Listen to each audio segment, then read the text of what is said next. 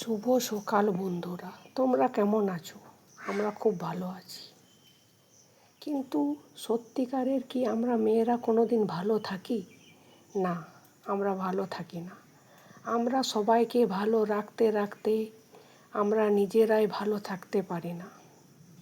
এর জন্য কি আমরাই দায়ী? না, এর জন্য আমরা দায়ী না।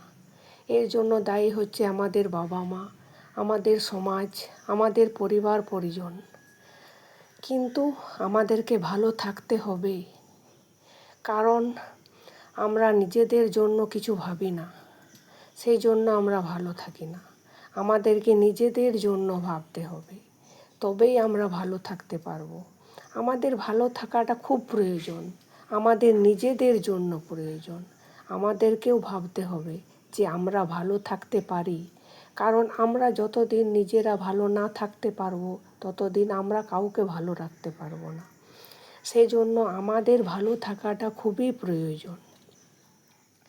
আমরা শুধু একে অপরকে দেখি আর ভাবি যে আমরা কেন ভালো থাকতে পারছি না, কিন্তু আমাদেরকে ভালো থাকতে হবে, সবার জন্য ভালো থাকতে হবে, আমাদের নিজেদের জন্য ভালো থাকতে হবে।